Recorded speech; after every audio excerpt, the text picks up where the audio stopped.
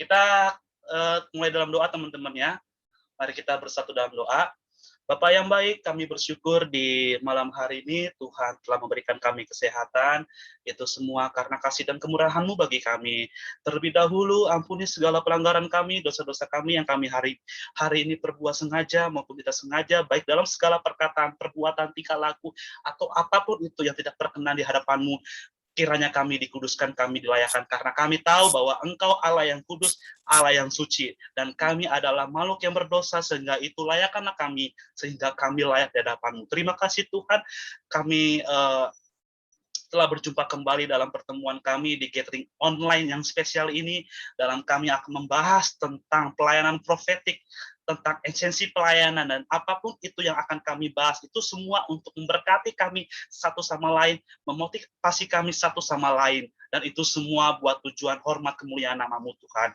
Kiranya kami diperlengkapi satu sama lain. Terima kasih Tuhan, bahkan berkati hamba-Mu juga sebagai keynote speaker, Bapak Jansen, Tuhan berkati beliau, apapun nanti yang akan menjadi bahan yang akan disampaikan oleh beliau sebagai nanti untuk diskusi kami di sesi berikutnya, untuk kami sama-sama belajar satu sama lain. Berkati teman-teman kami yang mungkin mereka dalam proses masuk login, Tuhan yang berkati mereka, lancarkan mereka, kiranya mereka bisa masuk ke Zoom ini dengan tanpa ada hambatan. Berkati kami dari awal, pertengahan, hingga akhirnya, berikan kelancaran bagi jaringan kami, bahkan aplikasi yang kami gunakan, bahkan juga media yang kami gunakan, baik laptop maupun juga handphone. Terima kasih Tuhan, Tuhan yang hadir bersama-sama kami dari awal, pertengahan, hingga akhirnya, di dalam nama Tuhan Yesus, haleluya, amin. Oke teman-teman. Oke, bentar, beliau tadi keluar. Oke teman-teman, mungkin saya sedikit kasih ini dulu, kasih kata pengantar dulu teman-teman ya. Oke, sebelum ya, shalom Dad. Oke, nanti sebelum masuk ke beliau, nanti ke sesi pertama, kata pengantar, nanti bahan-bahan dari beliau, tapi izinkan saya untuk memberitahukan dulu maksud dari kita tujuan ini ya teman-teman ya. Yang pertama, saya ingin, karena ada timbul ide ya kan, timbul kepikiran untuk kita sama-sama menguliti tentang hal ini, tentang pelayanan profetik ya. Bukan sebenarnya di minggu-minggu lalu kita sepakatnya tentang pelayanan tentang musik, tapi dari ketua kasih saran, dari teman-teman lain juga kasih saran, jadi teman-teman di sini kan bukan hanya pemusik ya, pasti ada di luar itu, jadi biar kena semua, jadi yang pelayan-pelayannya baik yang juga sebagai hamba Tuhan, sebagai penginjil, jadi semuanya kena cakupannya teman-teman ya. Tapi tetap nanti intinya satu-satu itu semuanya dapat, meskipun nanti kita bahasnya nggak sedetail teman-teman ya, nggak sedalam-dalamnya begitu, karena waktu kita memang sangat terbatas. Mungkin nanti kita bisa bikin part berikutnya, kalau bisa nanti berkenan, kalau teman-teman bersedia untuk kita buat di part-part berikutnya. Oke teman-teman, kita membahas tentang pelayanan profetik ya.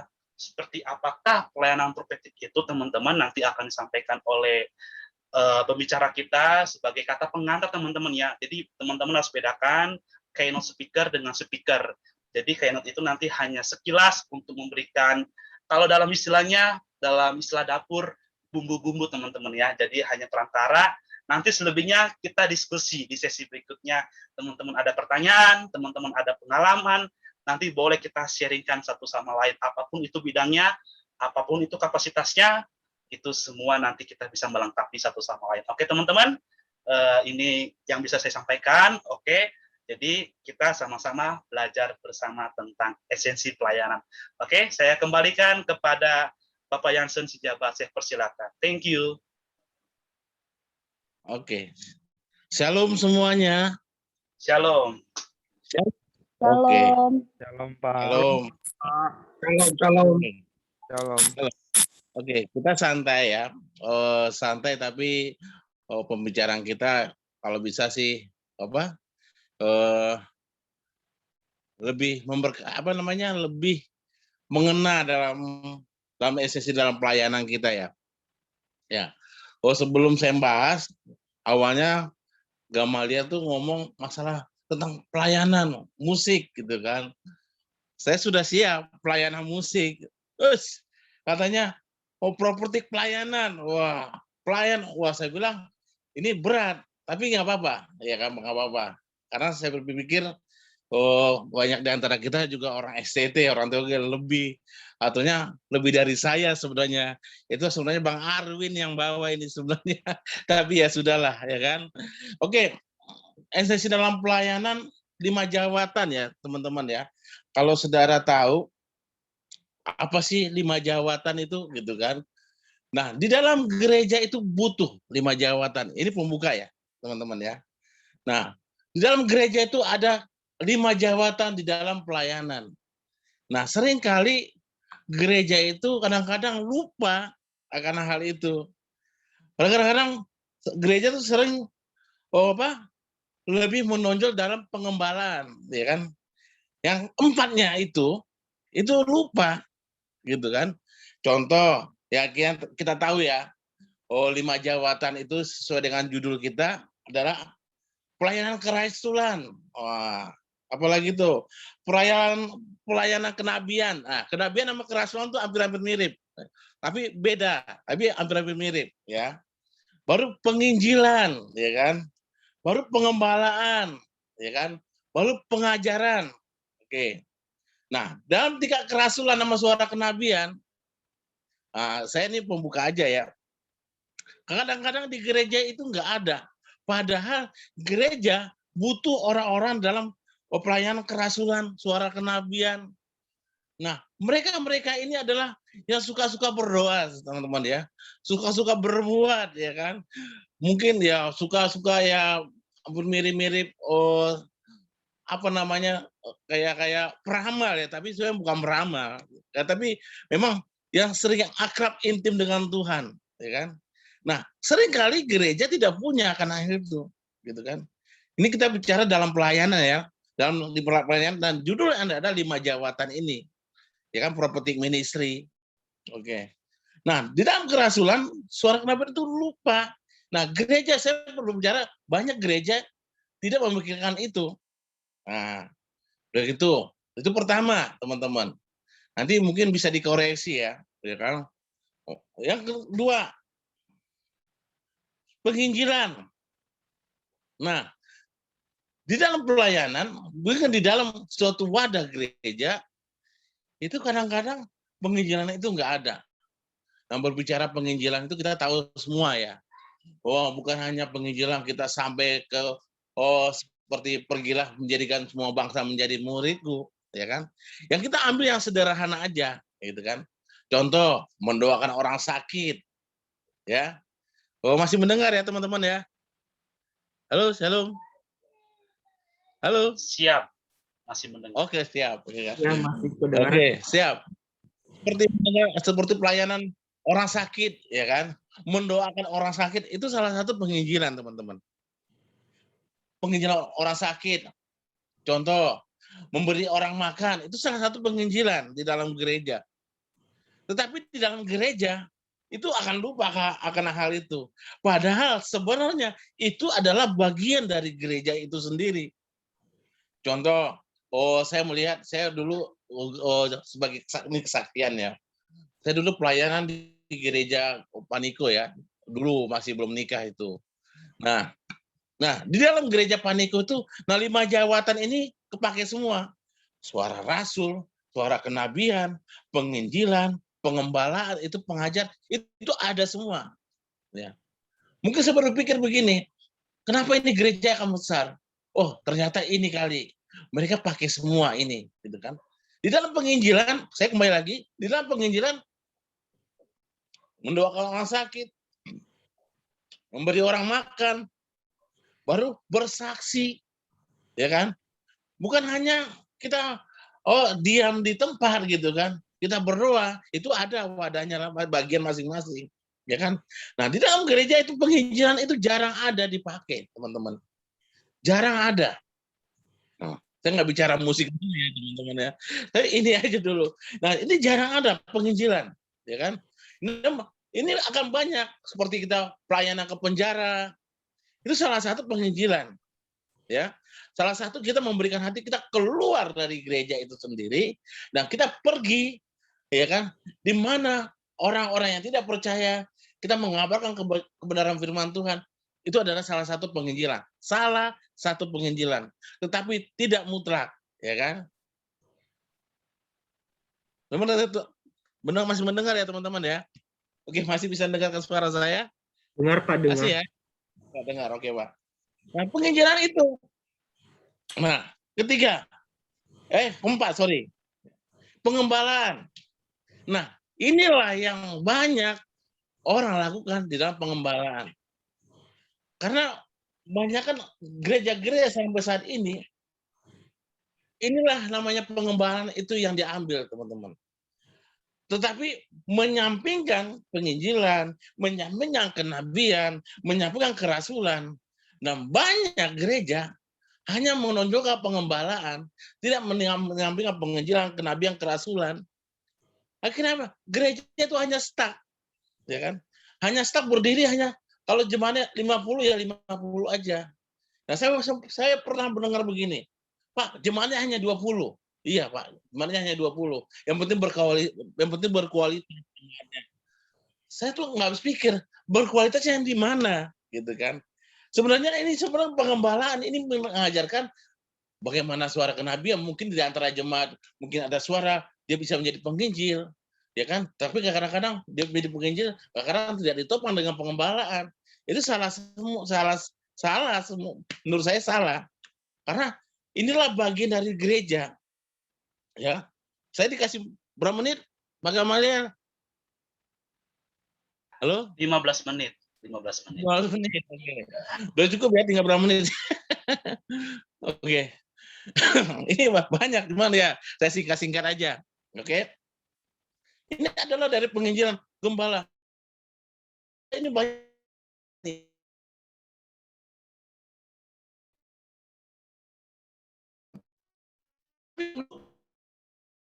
Gereja itu akan berkembang. Ini harus ada penginjilan, harus ada suara kenabian, harus ada suara kerasulan, gitu teman-teman.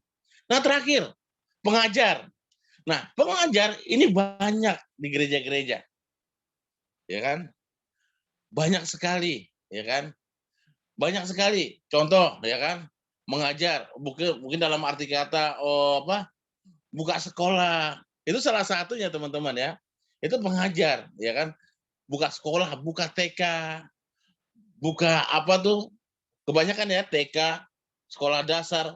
Makanya sekarang tuh banyak berkembang tuh gereja, sekarang kalau kayak STT-REM lah.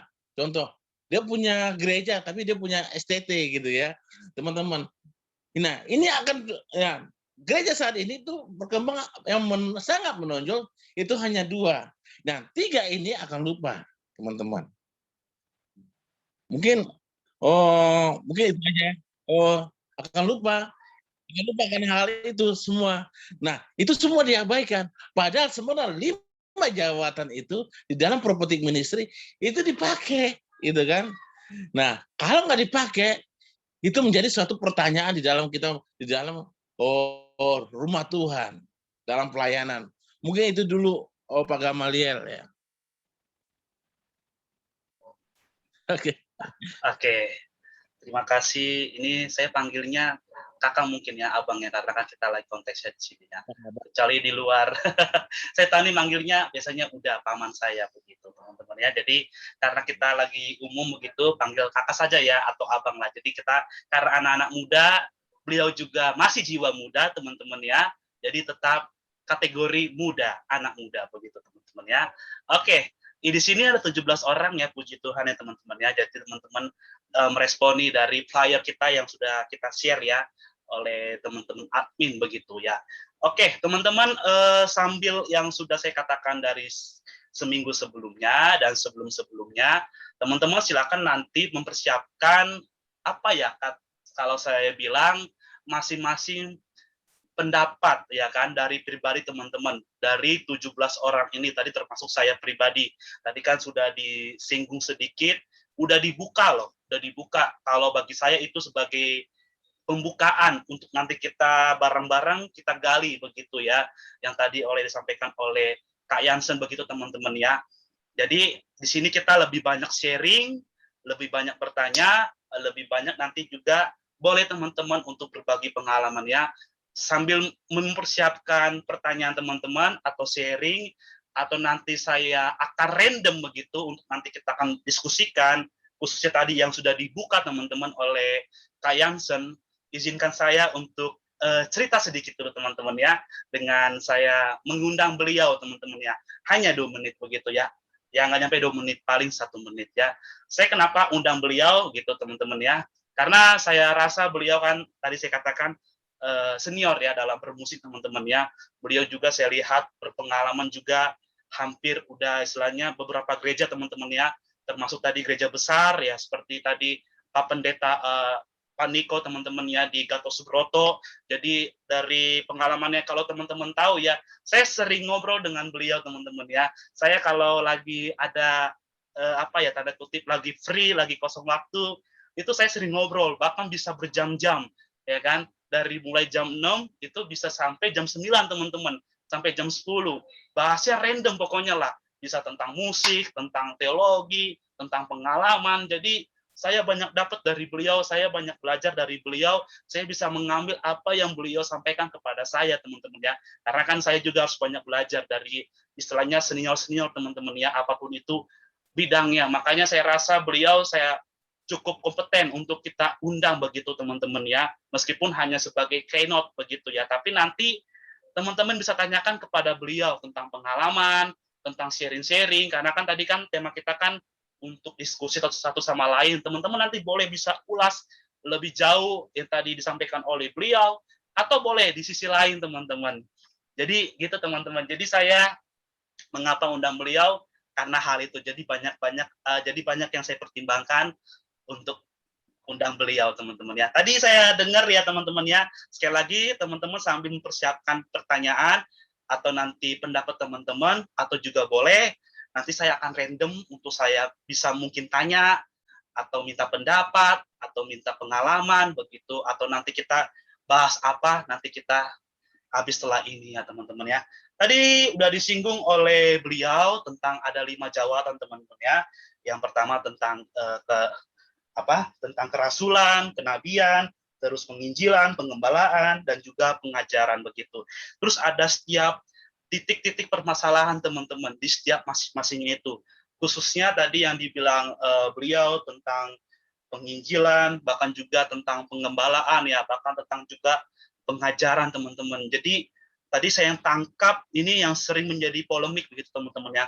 Tadi yang saya tangkap beliau mengatakan contohnya kalau di penginjilan itu kurang sekali SDM-nya, kurang sekali orang yang mau untuk terjun ke dalamnya. Seperti tadi, orang yang pelayanan di pendalaman, orang yang melayani disabilitas, teman-teman, atau dan lain sebagainya. Ini jarang orang untuk turun tangan begitu. Orang lebih ke cimprungnya lebih hal-hal yang menarik kenyamanan dia sendiri. Itu yang saya rasakan juga begitu teman-teman. Pasti juga yang rasakan oleh beliau juga, karena saya rasa beliau juga pernah mengalami hal itu, makanya beliau berani untuk menyampaikan hal itu teman-teman ya.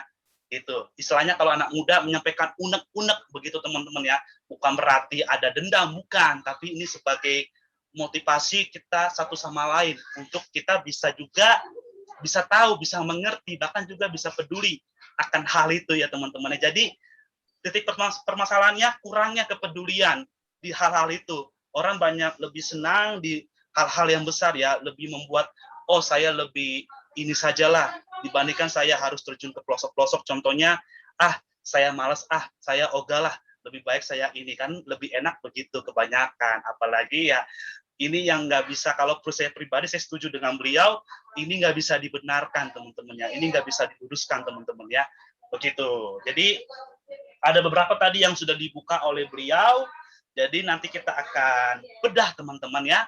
Atau nanti boleh. Jadi ini saya katakan dari awal, masalah prophetic ministry itu luas jangkauannya. Luas jangkauannya. Memang kita nggak semuanya kita bahas seluas-luasnya. Karena waktu kita hanya terbatas teman-teman ya. Kecuali kita ada part 1, part 2, part 3, part 5. Itu mungkin bisa bertahap-tahap teman-teman. Tapi itu pun nanti kalau teman-teman mau ya kan, mau lagi, mau dong bikin lagi part 2-nya, part 3-nya, boleh. Tapi kita akan bedah dulu yang ini teman-teman ya. Nanti teman-teman kalau mau bisa nanti kita diskusikan kembali nanti di akhir acara. Oke, teman-teman saya akan random begitu. saya minta pendapat dari teman-teman karena ini temanya sharing. Lebih banyak diskusi satu sama lain ya. Atau teman-teman kalau sudah ada pertanyaan boleh, atau bro Gama saya ada ini nih, ada mau saya sampaikan, boleh nanti di chat, nanti saya akan tunjuk, saya akan buka mic teman-teman untuk teman-teman sampaikan begitu ya. Silakan nanti langsung di chat aja. Boleh mulai dari sekarang teman-teman ya. Oke, saya akan random kembali. Balik lagi teman-teman, masih dalam pengertian mengenai etimologi teman-teman. Tadi kan pendapat dari beliau, dari Kak Jansen begitu, tentang 5 jawaban dalam esensi prophetic ministry teman-teman. Nah, yang menjadi pertanyaan saya menjadi ini, kalau menurut teman-teman seperti apakah prophetic ministry itu ya teman-teman ya?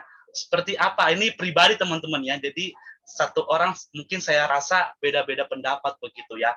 Nggak semuanya sama ya, meskipun mirip-mirip ya begitu. Itu saya awali dulu dengan itu teman-teman. Seperti apakah menurut pandangan teman-teman ketika teman-teman mendengar tentang prophetic ministry, tentang pelayanan prophetic, seperti apakah itu? Oke, saya akan mulai dengan hal itu yang pertama. Silakan teman-teman, boleh atau langsung buka mic, langsung silakan bicara, atau boleh juga raise hand. Kalau nggak ada, saya akan tunjuk teman-teman. Ya, karena di sini semuanya orang-orang pelayanan. Ini ada Bro Leo, ya kan, yang kemarin sudah membuat karya ya, karya buku dari beliau ya kan, luar biasa, dan juga mendapatkan gelar sarjana pendidikan ya kan, pendidikan agama Kristen.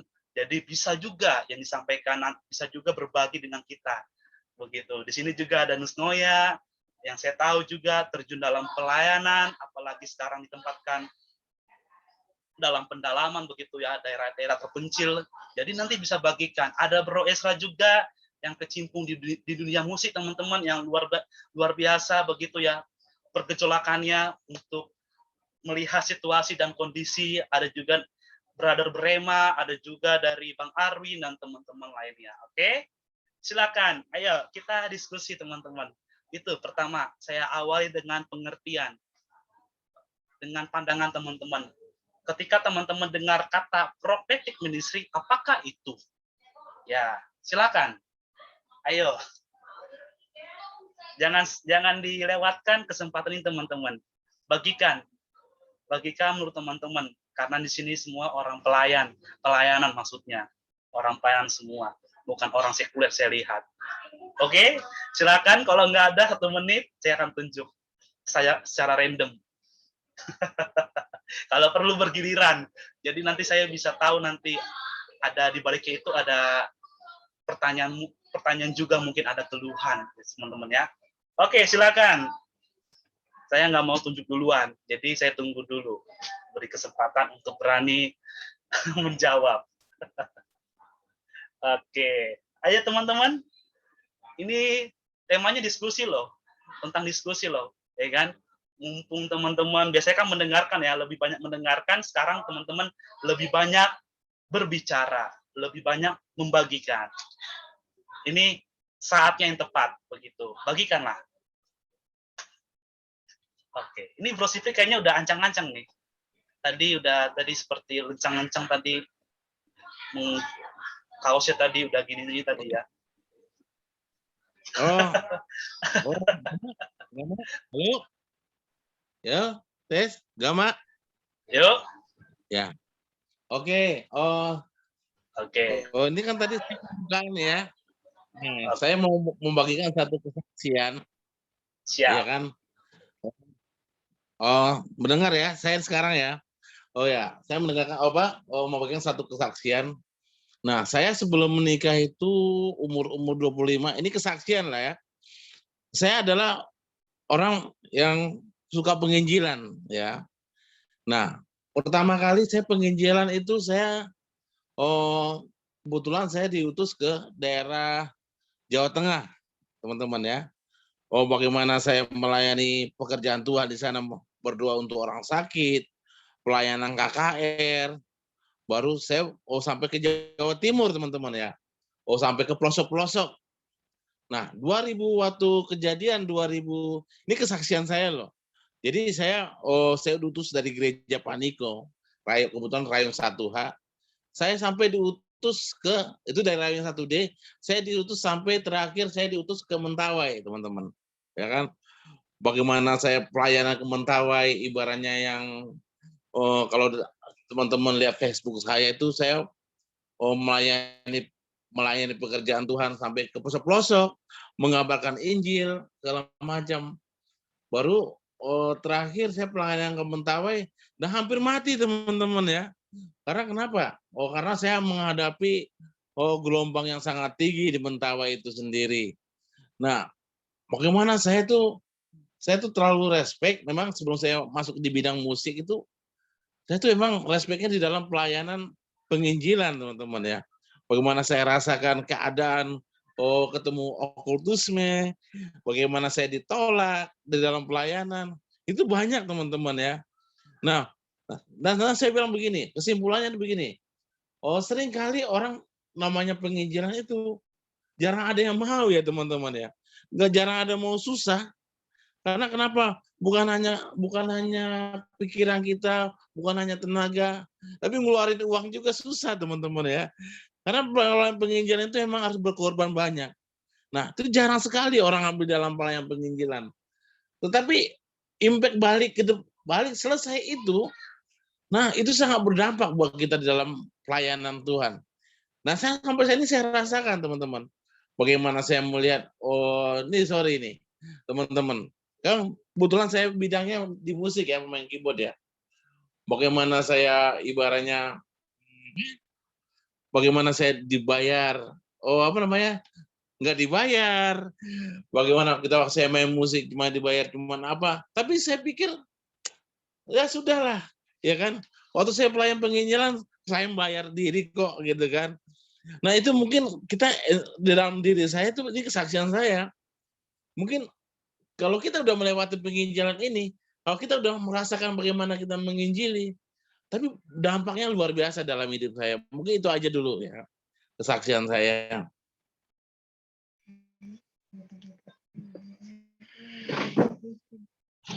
Oke, teman-teman. Tadi kalau teman-teman perhatikan secara rinci, teman-teman, saya katakan tadi, beliau sudah banyak kecimpung di pelayanan begitu. Bukan hanya saya katakan musik, tapi juga tentang pelayanan.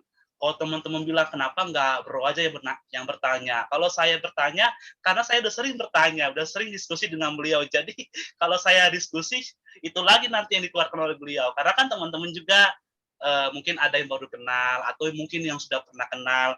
Jadi saya rasa teman-teman nih, mungkin ya, ini clue ya teman-teman ya.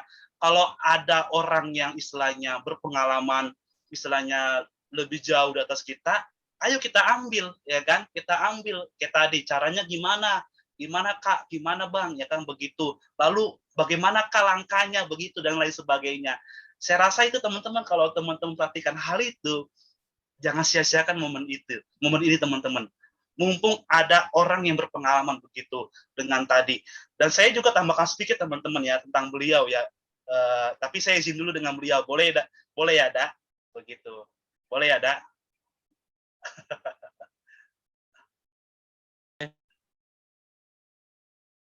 Oke. Jaringan ya. Oke, boleh ya teman-teman ya. Oke. Jadi tadi udah disinggung dengan beliau, orang nggak mau dengan perkara kecil, orang maunya langsung perkara besar. Nah, yang saya lihat beliau sebelum beliau masuk ke, kalau bahasa saya ya, perkara besar, beliau itu belajar dari perkara kecil. Lihat dari pengalaman beliau dulu yang hanya teman-teman ya, kalau di gereja itu cuma masang-masang spanduk teman-teman, ya kan? Ini kalau pikiran anak muda biasanya itu nggak penting, itu nggak kelihatan, ya kan? Biasanya itu apa ya? Biasa aja, nggak kelihatan lah di depan orang-orang lah ya kan? Nggak keren lah bahasa anak mudanya begitu. Itu beliau jalani ya kan, meski dari zaman-zaman beliau masih muda begitu. Hingga lambat laun juga di balik layar belakang teman-teman. Terus ditambahkan Tuhan, mulai dari masang spanduk teman-teman, dengan kesetiaan beliau, dengan ketekunan beliau, Tuhan tambahkan. Tapi nggak langsung perkara besar teman-teman. Di bagian soundman, itu pun juga menghadapi masalah tantangan teman-teman. Dan saya lihat beliau terima itu progresnya. Begitu. Hingga di saat titik ya kan, saya katakan ya, hal yang luar biasa, perkara yang luar biasa. Beliau bisa masuk di dunia musik, apalagi bisa istilahnya kalau anak saya bahasanya anak keren lah, anak muda lah, bisa melayani di gereja besar ya kan, kayak tadi contohnya di Paniko, bisa pelayanan di luar, di pelosok-pelosok, itu kan suatu hal yang luar biasa teman-teman ya. Bukan berarti sombong, bukan. Tetapi kan ada proses yang dijalani beliau. Nah ini proses ini yang sering tidak disukai oleh anak-anak muda ya kan teman-teman, termasuk pun saya pribadi gitu ya. Saya nggak menyalahkan orang, tapi saya bawa pribadi sendiri teman-teman ya. Jadi itu, jadi kalau saya katakan teman-teman, kalau teman-teman praktikan, gunakan kesempatan ini. Karena ada orang yang berpengalaman dalamnya, begitu teman-teman ya. Oke? Oke, ya begitu teman-teman ya. Ini juga kita udah setengah jam udah berjalan, karena udah 8:03, tapi saya lihat teman-teman masih belum ada yang ini nih, masih belum ada yang berbicara. Oke, mungkin Nus nanti mau berbicara ya, tapi saya tahan dulu ya. Gitu. Saya oke. Tadi ada pertanyaan yang masuk ke saya. Oke, nanti sebelum ke Bronus ya teman-teman ya, bentar. Oke. Tadi ada pertanyaan dari teman kita, sahabat kita, Bro Esra. Teman-teman nanti boleh kasih pendapat ya kan, atau siapapun itu, termasuk juga kepada keynote speaker kita malam hari ini. Pertanyaan begini teman-teman, bagaimanakah kita dapat melayani secara profetik, dapat memperoleh pelayanan profetik? Begitu, itu pertanyaannya. Itu saya cek dulu teman-teman. Saya mau balik lagi kepada yang pertanyaan saya tadi, pengertian yang tadi saya katakan. Ya, menurut teman-teman, ketika teman-teman mendengar kata prophetic ministry, seperti apakah itu? Tadi Nus, apakah untuk menjawab tentang hal ini pertanyaan saya, apa yang lain kah? Yang lain kah? Saya konfirmasi dulu teman-teman. Oh, yang tadi Bro tanya itu prophetic ministry itu kalau nggak salah ini ya tentang kenabian ya. Ya.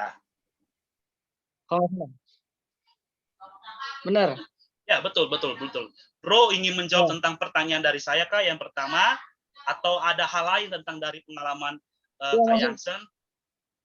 Tadi Bro pertanyaan gimana lagi? Coba aku lupa tadi, soalnya aku tadi lagi sempat ke belakang.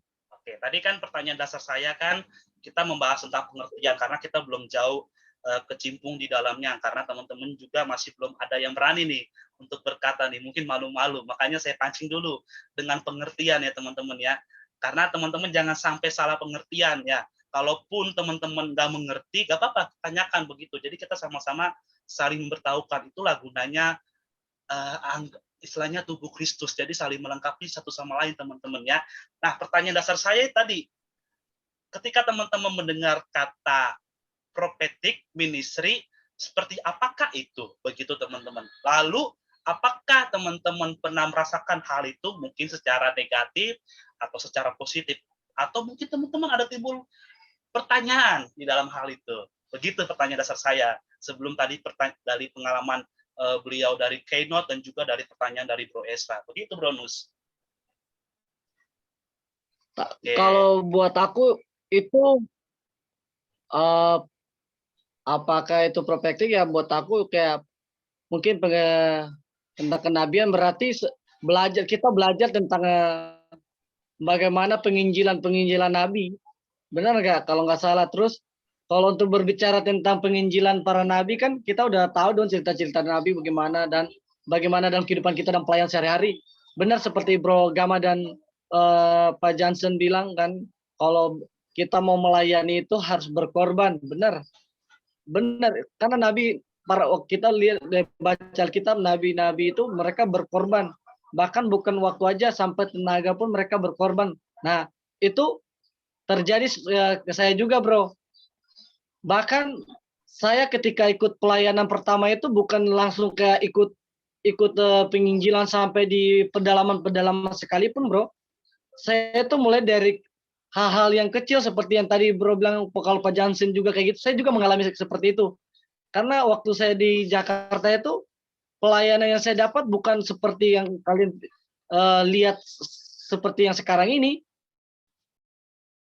Enggak. Pelayanan yang saya dapat apa? Saya hanya bersih-bersih tempat ibadah doang. Hanya tukang-tukang bersih tempat ibadah waktu saya datang ke Jakarta. Terus kedua, saya hanya bagian penerimaan kolekta. Jadi buat persembahan. Itu kedua, saya hal kecil itu bro. Terus ketiga, saya di bagian cuci-cuci piring dan masak, dan yang bro kalian udah tahu saya sering masak-masakan buat ibadah atau acara-acara lain. Nah itu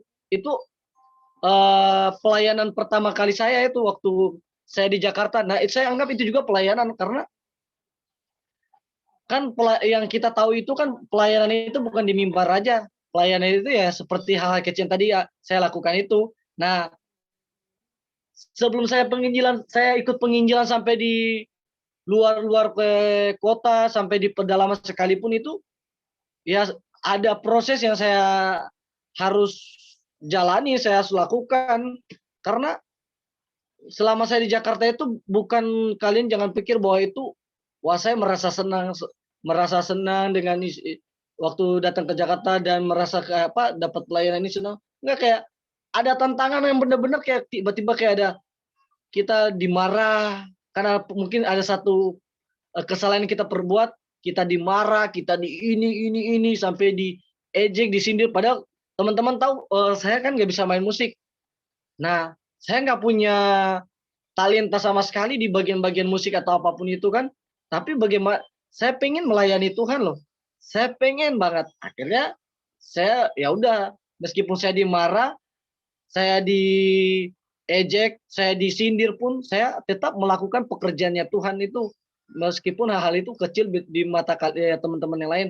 Dan saya kalau dengan cara itu saya melakukan dengan sungguh-sungguh. Nah, saya sampai sekarang ini saya percaya itu adalah perbuatan Tuhan. Tuhan mempromosikan saya untuk mengikuti pelayanan-pelayanan di luar kota. Nah, teman-teman lihat, saya udah beberapa kali ikut pelayanan di luar kota itu. Saya ikut di pertama itu saya ikut di, kalau nggak salah, di Magelang, terus Salatiga, terus Jawa Timur tuh di Babat, Tuban dan sekitarnya. Nah itu saya udah pernah ke sana, dan saya ke Kalimantan. Nah di Kalimantan itu sampai di pedalaman bro, bayangkan aja di pedalaman. Nah di sana itu saya pernah ikut, waduh, itu kita bangunnya jam 5 pagi bro. Enggak, kita bangun jam 3 pagi mandi, karena jam 5 paginya udah harus berangkat. Nah kita pergi dengan mobilnya kondisinya nggak terlalu bagus, nggak ada AC dan lain-lain. Pokoknya kita berangkat sampai tengah-tengah hutan, sampai kita lihat bro, di sana itu sangat apa ya, beda jauh dengan kita di kota ya, karena di sana itu satu rumah yang kita dapat di sini, nanti beberapa 100 atau 200 meter kemudian baru dapat satu rumah lagi, terus begitu dan sampai selanjutnya baru dapat di tempat kampung yang kami tuju, yang ada tempat pelayanan kami ini. Nah itu adalah bagaimana kita belajar bahwa para nabi juga seperti itu. Nah kita seperti itu, kita mengajar bahwa penginjilan yang kita lakukan ya seperti itu juga. Dan waktu kita harus korbankan, tenaga kita harus korbankan. Saya mungkin nggak korbankan secara mungkin materi atau uang, karena ditanggung sama ketua pelayanan saya, jadi saya hanya ikut. Tapi kan menurut saya kan yang saya ikut ya itu pelayanan juga kan, karena ikut ya terlibat tenaga juga, waktu juga, sampai teman-teman bayangkan aja, kita pelayanan pulangnya aja udah jam 12 malam, kita sampai di tempat di hotel nanti jam 3 malam, terus bangun lagi jam 5, lanjut lagi pelayanan sampai malam lagi. Nah itu adalah sebuah penginjilan yang aku dapatkan, yang aku belajar bahwa penginjilan kita melayani atau kita menginjil itu tidak segampang yang teman-teman pikir, dan tidak seenak teman-teman pikir, bahwa kalau kita mau ikut menginjil itu kita harus benar-benar harus siap, bukan hanya karena lihat wah ini penginjilan nih enak banget nih terus kita ikut-ikutan. Tidak teman-teman, itu salah.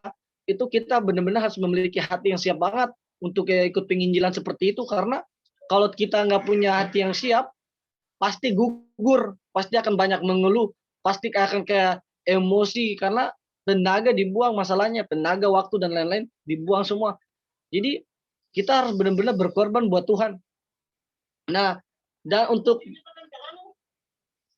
Dan beberapa punya saya udah banyak banget ikut pelayanan seperti itu sampai di Manado. Saya ikut di Manado, bayangkan dari Manado saya ke Gorontalo itu sekitar 10 jam, terus lanjut lagi ke Palu. Palu itu sekitar 10 sampai 11 atau 12 jam.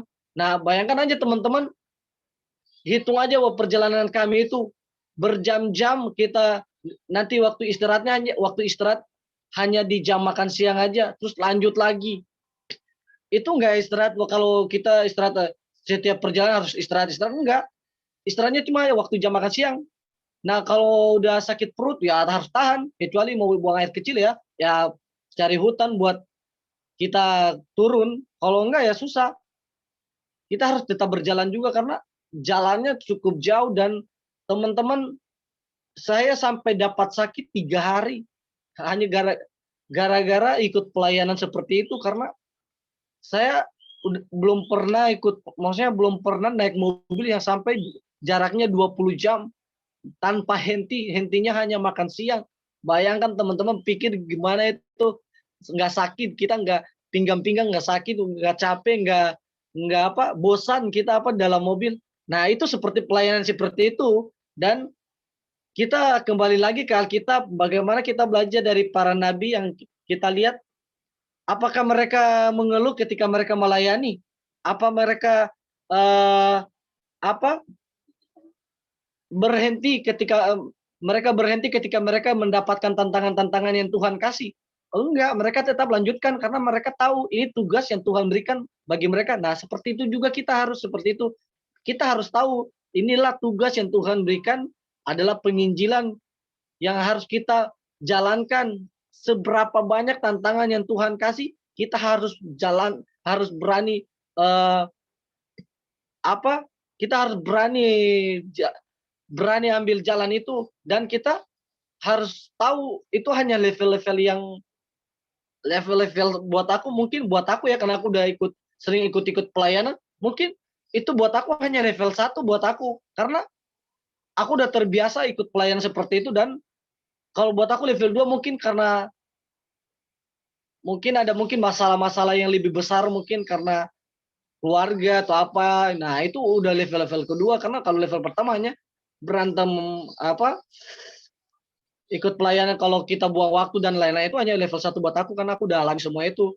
Nah, dan aku juga pengen kasih saran ke teman-teman, ketika kalian mau memutuskan untuk ikut pelayanan penginjilan, lebih baik teman-teman pikirkan lagi, jangan salah ambil tindakan, karena penginjilan itu tidak sembarangan. Penginjilan itu harus hanya dimiliki oleh orang-orang yang siap, yang benar-benar ingin memberitakan kebenaran firman Tuhan, dan benar-benar rela berkorban tenaga dan waktu untuk penginjilan itu. Bukan karena teman-teman lihat, waduh seperti Pastor Henny Kristianus, mungkin kalian lihat, wah dia menginjil sampai di NTT ini, atau mungkin sampai di Nia, sampai di pedalaman, jadi kalian merasa enak. Enggak.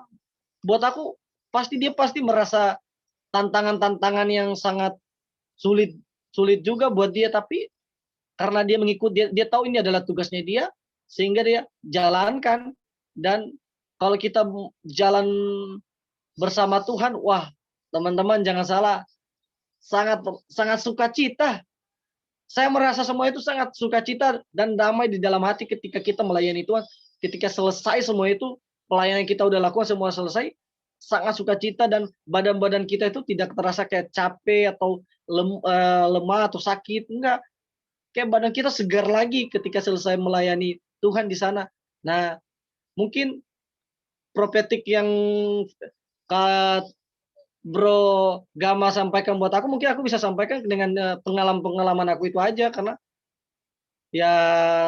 itu kan bersangkutan dengan para nabi kan. Jadi para nabi juga kan melakukan penginjilan, jadi aku juga menyampaikan dengan pengalaman penginjilan aku. Itu aja bro. Dan untuk pertanyaan Esra, kayaknya aku sampai lempar ke orang lain deh. Dan sorry bro, untuk Bang Yansen, sorry aku tadi baru masuk. Karena tadi aku lagi ada kesibukan dikit, jadi aku baru sempat masuk pas udah mulai sesi tanya jawab.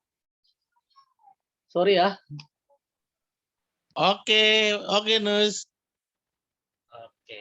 Oke, terima kasih Brother Nus tadi luar biasa ya dengan pengalaman begitu. Yang mau saya tekankan teman-teman, kita jangan terlalu fokus untuk bahas tentang ilmiah ya teman-teman ya. Tapi bisa juga tadi dengan pengalaman-pengalaman itu juga bisa sebagai relasi ya kan, sebagai suatu hubungan yang klop begitu tentang pengertian yang kita akan pelajari ini teman-teman ya begitu. Tadi luar biasa yang tambahkan Nus tadi ya dengan pengalaman dia teman-teman ya di Tuhan tempatkan dia sebagai juga penginjil di daerahnya teman-teman ya. Oke, saya rasa mungkin untuk pengertian itu kita udah mengerti semua teman-teman ya. Nanti teman-teman bisa lebih lagi jauh lebih jelas begitu ya. Karena tadi saya udah kasih kesempatan kepada teman-teman, tapi teman-teman malu-malu untuk menjawab begitu. Nah, karena waktu kita jalan terus, waktu kita juga udah makin mepet teman-teman, makanya jangan salahkan saya begitu. Karena saya udah kasih kesempatan pada teman-teman, tapi teman-temannya masih malu-malu begitu. Ya lanjut tadi dengan pertanyaan dari Bro Ezra. Ini juga udah ada yang kasih pesan ke saya, ada yang nanti mau kesaksian teman-teman berbagi pengalaman untuk kita ya. Siapakah dia? Nanti tunggu saja begitu ya. Oke. Teman-teman silakan ada yang mau menjawab. Tadi saya ulang kembali ya pertanyaan dari Brother Ezra. Ya kan? Oke, bentar. Bagaimana kita dapat melayani secara profetik? Dapat memperoleh pelayanan profetik. Jadi ada dua teman-teman. Pertanyaannya, bagaimanakah untuk kita melayani secara profetik? Yang kedua, ya kan, bagaimanakah caranya untuk kita memperoleh pelayanan profetik? Jadi kalau saya lihat ada dua unsur pertanyaan dari Brother Ezra. Begitu. Teman-teman silakan yang ingin menjawab, silakan siapa duluan silakan. Oke, saya mau jawab ya. Oke. Oke. Oh, itu bagaimana tadi katanya? Yang lebih spesifik ya, apa namanya? Lupa. Ya, bagaimanakah kita dapat melayani secara profetik? Itu yang pertama. Oke. Lalu yang kedua, bagaimanakah memperoleh pelayanan profetik? Oke. Sebenarnya yang pertama itu sebenarnya simpel, ya kan? Sebenarnya kalau menurut saya sih simpel. Pertama hati, ya, ya kan? Pelayanan itu sebenarnya berbicara tentang hati, loh, ya kan? Bukan berbicara tentang yang lain, punya skill, punya apa, tidak. Sebenarnya pertama itu adalah pertanyaan satu, hati. Punya nggak hati kita untuk melayani? Simple sebenarnya, punya hati. Yang kedua saya mau jawab begini. Pertama, semua pelayanan di gereja itu banyak. Tadi saya sudah bahas 5 jabatan. Sebenarnya di gereja itu banyak, ya kan? Tapi kita arahnya kemana? Kita harus punya sasaran loh, teman-teman. Ya kan pelayanan kita, oh kita orang jadi WL, kita jadi pengen jadi WL. Padahal kita nggak mampu jadi WL, ya kan? Orang main musik, wah kita jadi pengen main musik. Padahal kita bukan pelayanan musik, gitu kan? Kita mau, oh ini kayaknya orangnya enak nih, kita bagian sound system, wah kan? Padahal kita nggak mampu di situ. Nah, cari, oh bagian kita yang memang kita kemampuan kita ada di dalam pelayanan itu. Saya pikir itu simpel menurut saya sih. Nah, kesimpulannya adalah apa yang kita dapatkan itu semuanya pasti itu semua apa hasilnya maksimal menurut saya. Mungkin itu aja sih pertanyaan intinya sih.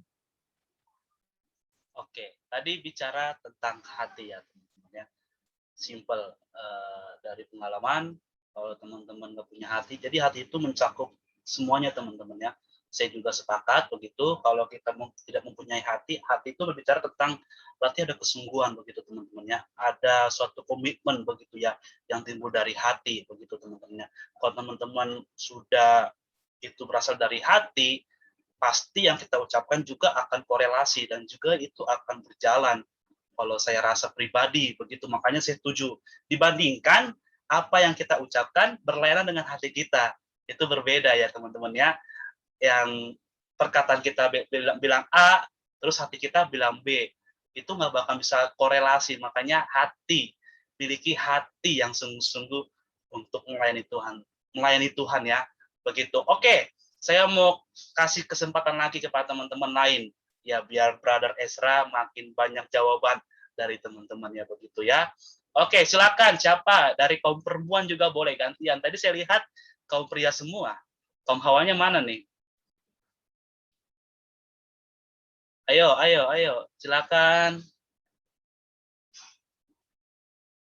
Ayo, kaum perempuan dong. Kaum perempuan jangan kalah dengan kaum pria. Begitu. Karena kan ada kalimat ya, pria dan perempuan sejajar. Begitu. Kalau sejajar berarti nggak mau kalah untuk mengasih pendapat. Begitu ya. Ya, kalau nggak mau ngasih pendapat, ya teman-teman bisa berpikir sendiri ya. Oke, ini ada yang buka mic, silakan. Oke, terima kasih untuk kesempatan yang diberikan. Suara saya kedengaran. Oke, kedengaran, silakan. Saya ingin menambahkan sedikit atau menjawab sedikit dua pertanyaan tadi yang sudah dijawab juga oleh Pak Jansen. Yang pertama tadi membenar. Yang pertama adalah kita harus punya hati untuk melayani. Kalau pelayanan profetik adalah mulai dari yang pertama adalah kita mulai dari hati kita, persiapan hati kita. Kalau kita tidak sungguh-sungguh mempersiapkan diri kita, mempersiapkan hati kita, ya akan terjawab di poin yang di pertanyaan yang kedua itu. Sebagus apapun kamu pelayanan, sebagus apapun kamu menjadi WL, pemain musik, pemberita firman Tuhan yang hebat apapun, tapi kamu tidak punya hati, kamu mengemaskan segala sesuatu itu dengan baik, tapi kamu tidak melakukan itu dengan hati, dengan sukacita, dengan sungguh-sungguh, semua akan sia-sia. Walaupun kamu menyampaikan itu, bahkan melakukan itu sampai orang bilang bahwa kamu yang akan capek sendiri dengan apa yang kamu sampaikan, apa yang kamu lakukan. Tapi kalau orang lain tidak diberkati dengan pelayananmu, sia-sia. Itu akan pelayanan, saya mau katakan juga bahwa kalau tidak melakukan dengan hati juga pelayanan profetikmu akan sia-sia. Jadi yang pertama adalah hati, melakukan dengan setulus hati, melakukan dengan apa yang ingin kamu lakukan, lakukanlah untuk Tuhan, kayak gitu. Jangan sia-sia gitu. Mungkin itu saja dulu. Terima kasih, Tuhan Yesus memberkati. Oke, terima kasih Kak Ana. Saya panggil Kak Ana saja ya. Kalau Kak depannya kayak agak susah, jadi Kak Ana saja begitu ya, biar lebih simple begitu. Oke, tadi bicara tentang hati juga ya, ditambahkan dengan ketulusan begitu ya, dengan tadi berpikir untuk bahwa pelayanan ini fokusnya kepada Tuhan. Jadi kalau bicara tentang fokus kepada Tuhan, berarti harus mempersiapkan dengan maksimal. Ya, kalau saya rasa teman-teman ya, saya pribadi gitu. Jadi kalau bicara fokus kepada Tuhan, berarti kan kita mempersembahkan itu kan yang terbaik. Bicara yang terbaik, berarti kita harus prepare yang luar biasa gitu teman-teman ya. Karena yang kita pelayanan ini buat Tuhan, bukan kepada manusia begitu. Karena tadi saya juga sepakat, saya juga mengambil juga istilah jangan anggap remeh begitu tentang pelayanan, khususnya tadi pelayanan profetik begitu. Sejago apapun teman-teman ya kan, punya skill yang luar biasa ya kan, sekolah yang tinggi-tinggi begitu teman-teman ya, tapi kalau teman-teman nggak punya kerendahan hati, terus mempunyai ketulusan hati dalam melayani, saya sepakat dengan tadi Kak Ana, itu akan sia-sia teman-teman ya. Satu lagi, biar makin Bro Ezra dapat jawaban yang luas dari teman-teman begitu ya. Satu lagi, bebas, random. Boleh pria, boleh perempuan. Setelah itu nanti kita akan mendengarkan sharing dari teman kita pengalaman. Oke, setelah itu nanti, setelah pertanyaan ini. Silakan, bebas, random. Yang bersedia lah, yang bersedia, yang berkenan. Ayo, jangan malu-malu teman-teman. Jangan takut disalahkan. Gitu. Kita di sini semua belajar begitu ya. Di sini nggak ada yang pro, nggak ada yang master begitu ya. Semuanya kita di sini rata, semuanya kita sama-sama belajar begitu. Untuk saling melengkapi, itulah gunanya tubuh Kristus begitu teman-teman ya. Silakan. Ayo, dari tadi saya bicara terus Pak Jansen, terus teman-teman lain yang lainnya gimana? Ayo. Tadi Bro Lea udah senyum-senyum nih, udah ngusap-ngusap ya. Kayaknya ada hal yang mau disampaikan. Jangan tahan-tahan, Bro. Nanti kepikiran. Sip. Wah, luar biasa. Shalom. Oke. Halo, Bro. Ya, halo. Ya, halo, silakan. Kalau Ya, sinyalnya kurang stabil, bisa dimatikan aja, bro, videonya, biar stabil. Silakan. iya bro. Saya matikan video saja. Siap. Lanjut. Ya, terima kasih buat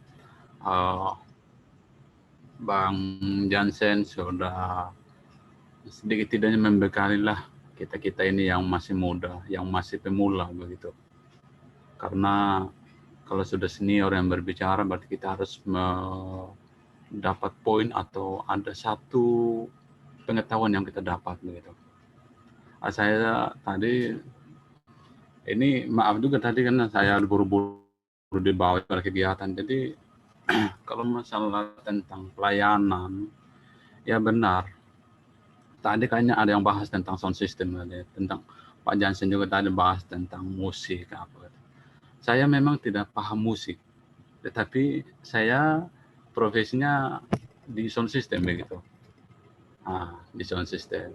Jadi apa-apa di gereja apa itu saya yang bertanggung jawab lah gitu. Di kampus pun, di gereja pun itu berurusan karena sound system adalah master untuk semua jemaat.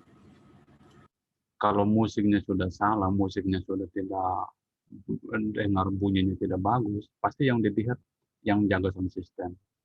Yang dilihat itu orang yang megang multimedia. Jadi itu selama 5 tahun saya jaga sound system. Saya berkecimpung di media sound system itu. Dan bahkan sampai ikut pelajarannya juga sama Frankie Kuncoro. Mungkin Bro Gamaliel tahu ya Frankie Kuncoro? Iya, Frankie Kuncoro. Saya ikut juga lesnya JPCC waktu di Surabaya. Terus Korea Unmuri, tahu juga Bro? Pastinya tahu Korea Unmuri. Ya itu saya ikut juga. Jadi banyak pengalaman yang saya dapat tentang sound system, multimedia, dan pelayanan. Dan bagaimana kita seorang hamba Tuhan tidak hanya batas melayani saja di gereja, tapi kita juga harus tahu apa kebutuhan jemaat, gitu. Apa kebutuhan orang-orang di sekitar kita. Nah, itu yang saya lakukan selama kurang lebih 5 tahun dan bahkan sampai hari ini pun. Karena waktu itu saya pernah komen ya Bro Gamaliel, statusnya itu yang main musik apa gitu. Saya bilang, wah saya perlunya harus kasih tahu bahwa gini gitu. Jadi saya kayak merasa punya keinginan untuk pengen menyampaikan gitu. Jadi puji Tuhan kalau masalah pelayanan dalam pedalaman juga memang waktu 2019 saya balik ke Sumba juga, ya saya melayani juga di pedesaan, kampungan, kampung itu. Jadi mereka memang benar-benar membutuhkan orang-orang dari kota ini untuk melayani mereka. Mereka itu benar-benar mau ditolong, mau dilayani mereka. Karena jujur daerah NTT itu khususnya Sumba dalam pedalaman masih kurang untuk tentang pengetahuan mereka tentang Alkitab gitu. Dan ini yang menjadi tanggung jawab saya juga, makanya puji Tuhan grup Ikmas Tesum bisa berdiri karena saya punya kerinduan gitu. Suatu saat nanti kalau Tuhan izinkan balik ke Sumba, kami rencanakan untuk buat pos PI gitu. Jadi setiap kabupaten itu kita melayani, siap melayani di pedalaman-pedalaman gitu. Ya, memang masalah keuangan perlu, tetapi kita punya hati lah untuk mereka. Gitu. Dan yang kedua juga ya tentang program dia itu dan tadi bahas tentang ya tugas-tugas buku ya benar. Saya membahasnya itu menulis buku itu skripsi sebenarnya, skripsi tentang Superbook. Karena saya melihat Superbook kan dibahas setiap gereja pasti sudah bahas. Dan saya mau punya keinginan, kenapa kita tidak bisa membahas tentang Superbook? Akhirnya saya bahas tentang Superbook, saya tanya sama Kak Hardi, pemilik atau perintis Superbook Indonesia, saya tanya begini, Kak, apakah Superbook ini sudah ada yang mengkritisi atau yang meneliti atau belum? Katanya belum. Dan akhirnya saya izin dan saya membuat buku itu tentang Superbook. Dan puji Tuhan sekarang sudah jadi buku dan sudah dipercaya oleh nasional, maksudnya pusat gitu. Itu dari pengalaman dalam pelayanan ya yang seperti yang dikatakan juga tadi Bro Nus tadi. ya saya juga alami seperti itu, ya, cuci piring, mau gosok kamar mandi apa semua ya sampai dengan saat ini kita nikmati saja. Gitu. Jadi teman-teman yang lain mungkin yang belum turun dalam pelayanan apa pasti bertanya-tanya gitu, kok begini-begini gitu. Kan kebetulan juga saya di kampus juga, saya bagian mahasiswaan, dan saya tekankan kepada adik-adik saya itu harus belajar mandiri dan harus bisa mempedulikan sesama. Jangan hanya diri sendiri, tetapi orang lain juga. Jadi itu saja dari saya, bro. Nanti next time kita lanjut lagi. Sebenarnya masih banyak hal yang kita harus diskusikan, yang kita sharingkan, tapi ada waktu lain nanti. Thank you, bro. Oke, brother. Setuju saya. Kalau bahas begini memang sangat panjang begitu. Makanya saya bilang tadi, saya dengan Bang Jansen aja bisa berjam-jam, teman-teman. Saya juga ngobrol sama teman-teman saya yang musik, itu bisa berjam-jam, bayangin teman-teman. Ya kan, kalau orang luar bilang, ya penting banget. Tapi kalau bagi saya itu penting begitu, ya kan. Apalagi buat Tuhan, kita harus persiapan dari sekarang begitu. Tadi luar biasa pengalaman dari brother Leo, dan juga saya rasa ada juga yang menjawab dari pertanyaan dari Bro Esra begitu ya, tentang tadi tentang kerinduan, tentang fokus dan lain sebagainya, itu juga bisa menjawab dari pertanyaan-pertanyaan dari Bro Esra, teman-teman ya. Kalau tadi kita perhatikan baik-baik dari pengalamannya Bro Leo tadi ya. Oke, gimana, saya konfirmasi dulu dengan Brother Esra, apakah menjawab pertanyaannya? Gak apa-apa, sampaikan aja bro, menjawabkah atau tidak, atau belum? Ya, sudah terjawab. Ya, oke. Tapi kayak masih nada-nadanya masih ada ini ya, keraguan ya.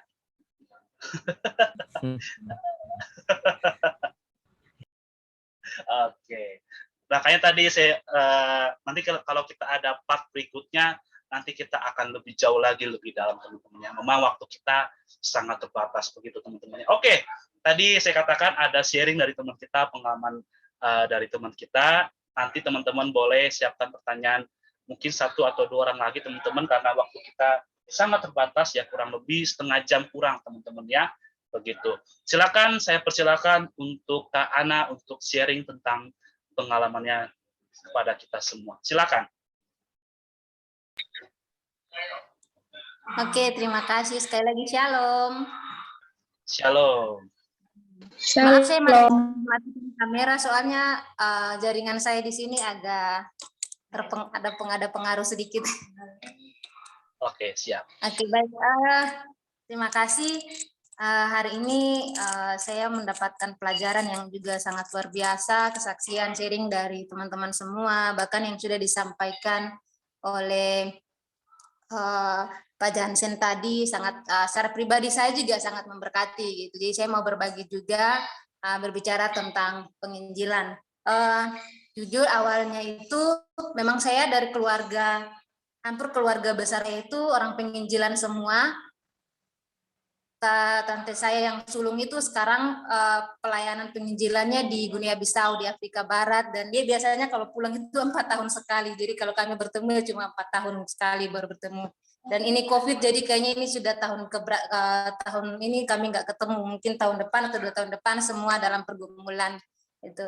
Jadi walaupun saya antara tengah-tengah di antara keluarga yang melayani Tuhan dan berprofesi sebagai seorang penginjil, tapi hidup saya tuh kayak apa sih kayak gitu ya. Hidup saya tuh nggak ada membuktikan kalau saya itu dari keluarga hamba Tuhan kayak gitu. Hidup saya tuh kayak seperti orang bilang kayak anak-anak nakal yang lain gitu. Karena saya nggak punya teman cewek selama dari kecil sampai bahkan sampai sekarang ini pun 4 tahun terakhir ini baru saya punya banyak teman cewek. Selain sebelumnya itu saya tidak punya teman cewek. Paling kalau saya mau bilang itu waktu saya SD itu teman cewek saya cuma 1, SMP 2, SMA 3, kuliah waktu itu teman cewek saya cuma 5. Selain dari itu cowok-cowok semua. Jadi saya lebih banyak bergaul dengan teman-teman cowok, dan itu pun saya merasa baik-baik saja gitu. Saya selalu merasa baik-baik, tidak ada masalah, tidak yang sulit bagi saya gitu. Tapi di satu titik, di saat saya mau serahkan, saat itu saya mau proposal. Saya mau proposal, waktu itu saya masih kuliah, saya orang NTT ya teman-teman. Jadi waktu itu saya kuliah di Kupang, ambil jurusan PAK di Universitas Kristen Arta Wacana Kupang. Dan itu sudah ajukan proposal, ya teman-teman. Bayangkan kalau proposal di kampus itu, kita harus banyak sekali proses untuk bisa ajukan proposal. Jadi kita harus bisa ikut, harus tunjukkan kartu kuning untuk berapa kali kita ikut ujian, ikutin orang untuk presentasi proposal, untuk kasih masuk judul dan lain sebagainya. Itu butuh proses 3-4 kali gitu, baru bisa kita ajukan untuk judul kita.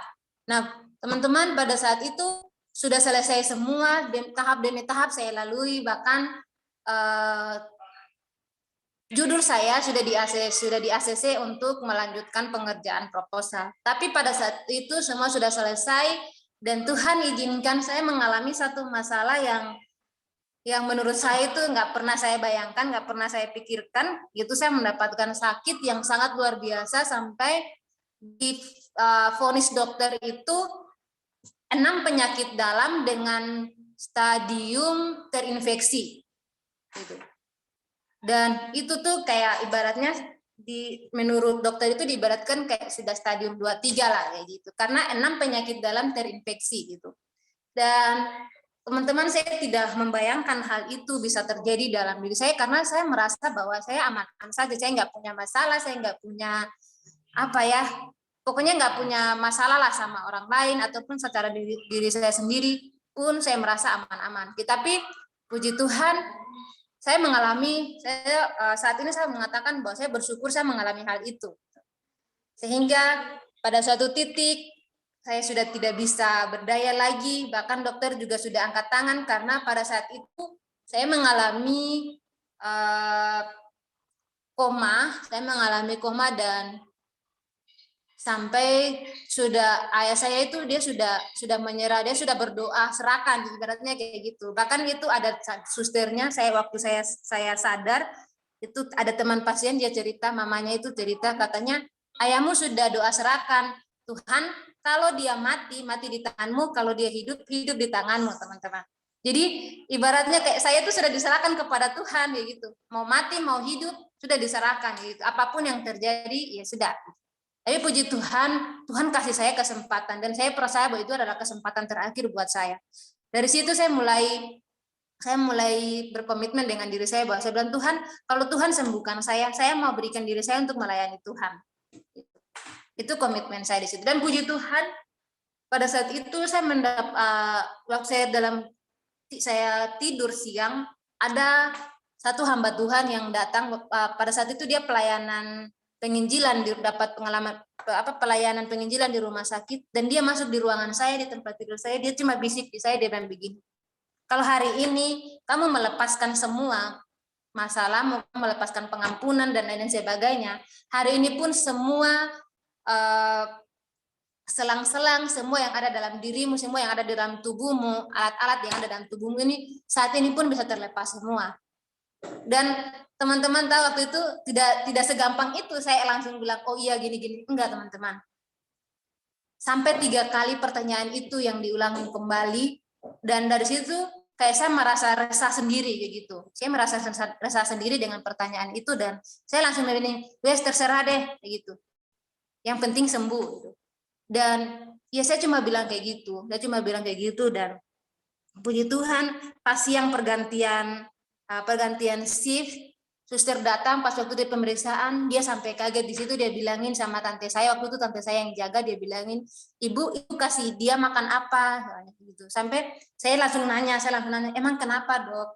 Nah, langsung susternya itu bilang kayak gini, sudah semua yang ada di dalam tubuhnya ini sudah ibaratnya kayak sudah tidak ada penyakit lagi, katanya kayak gitu.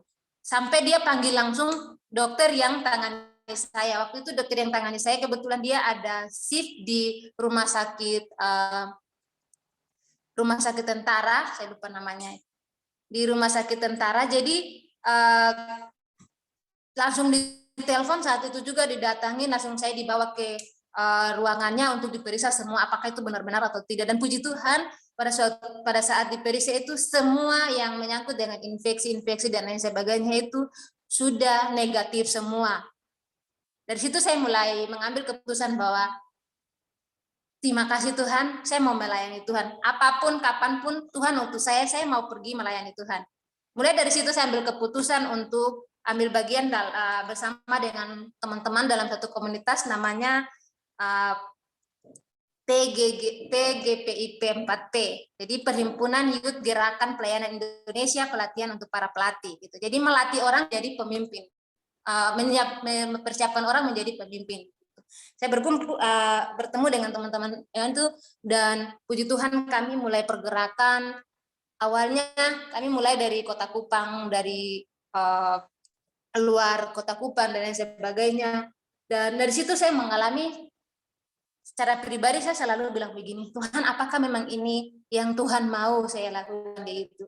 Dan akhirnya saya harus dengan waktu saya sakit seperti itu, akhirnya saya harus kuliah akhirnya saya tidak lanjutkan lagi gitu. Saya tidak lanjutkan lagi karena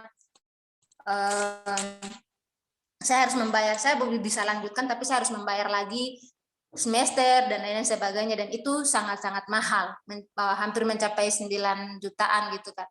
Jadi akhirnya saya berhenti, saya tidak lanjutkan lagi. Waktu pada saat saya ambil keputusan untuk berhenti kuliah, itu kayak orang tua saya itu saya merasa bahwa mereka tuh kayak menyesal gitu, menyesal pasti. Dan siapa sih orang tua yang nggak menyesal ya, anaknya sudah mau proposal, sudah skripsi, sudah mau wisuda, tapi tinggal 1-2 langkah lagi, tapi kok berhenti gitu, tiba-tiba ambil keputusan untuk berhenti gitu. Akhirnya saya bergumul, saya bilang, Tuhan, saya percaya kok ini semua ke dalam rencana Tuhan, dan Tuhan akan siapkan yang terbaik buat saya gitu. Dan akhirnya saya bersama dengan tim kami pelayanan, penginjilan, dan terakhir sebelum saya mengambil keputusan untuk sekolah teologi, dan terakhir saya pelayanan bersama tim di Lembata, teman-teman. Dan itu waktu itu bukan berarti sudah kayak senang pelayanan di Lembata gitu kan.